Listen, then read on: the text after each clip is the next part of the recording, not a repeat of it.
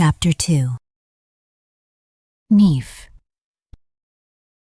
3 weeks after Laquan's funeral, Neef was sitting outside Ms. Odessa's corner store on a milk crate that had been there so long it had basically been grandfathered into the sidewalk, trying to get a stubborn line of code to stop breaking, when a shadow fell over his phone screen and stayed there.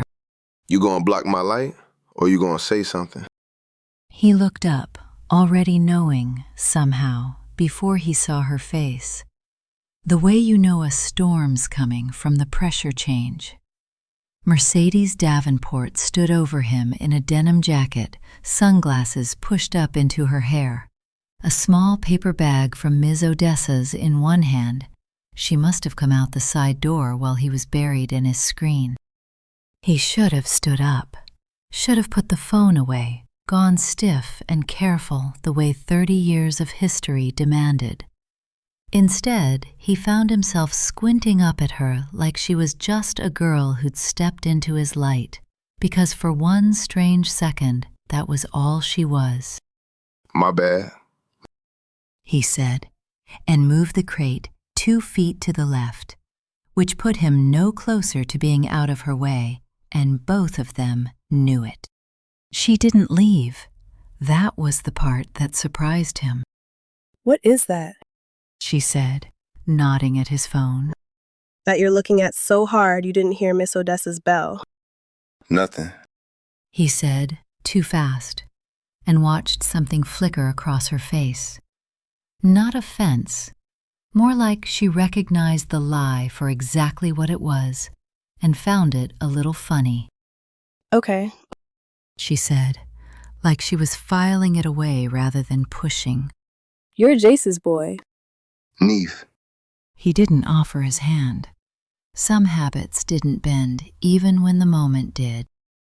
I know who you are, she said, not unkindly, just fact, the way you'd state a fact about weather or geography. I've known who you are since I was 7. Same. He said. Different reasons, probably, but same. That got something out of her. Not quite a laugh, but the shape a laugh makes right before it decides whether it's allowed to happen.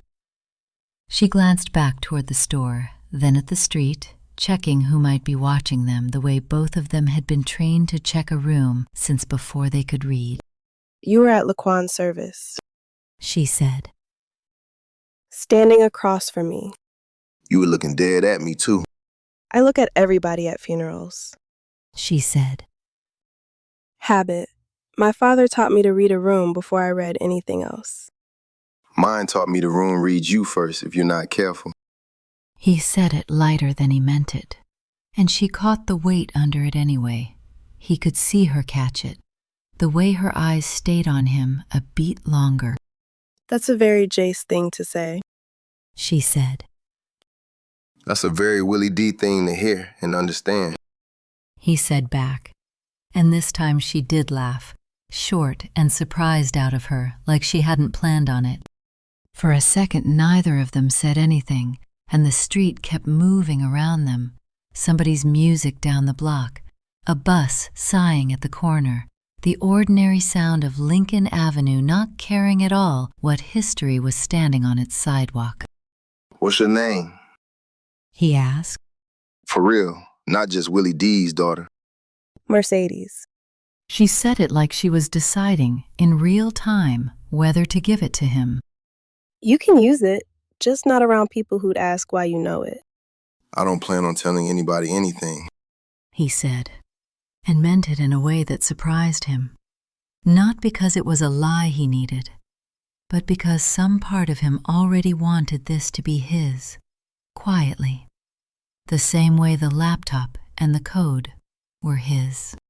She looked at him a moment longer, like she was recalculating something. See you around, Neef, she said. And it wasn't a question, and it wasn't quite a promise either. It was something in between, something neither of them had a name for yet. Mercedes. She didn't look back at him as she walked. but she felt him watching, and she let herself feel it the whole length of the block before she made herself stop. It had been an accident, technically. She'd needed something from Ms. Odessa's for her father, the only store on Lincoln that still carried the particular brand of ginger candy Willie D liked, the kind that didn't exist anywhere outside a 6-block radius of this street, like the neighborhood had invented its own economy of small loyalties. She hadn't planned on Neef being outside on that milk crate, hunched over his phone with an intensity that had nothing to do with the neighborhood he came from. She'd expected, if she ever spoke to him at all, that it would feel like touching something hot.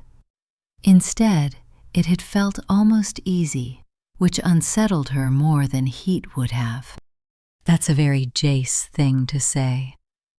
She turned the exchange over in her head walking home. The rhythm of it, how he'd matched her instead of folding or posturing. Every Diamond Mafia boy she'd ever crossed paths with had either postured hard or gone silent, like her last name was a loaded gun pointed in their direction. Neef had done neither. He'd just talked to her, like she was a person first and a Davenport second, which was an order almost nobody in her life ever managed.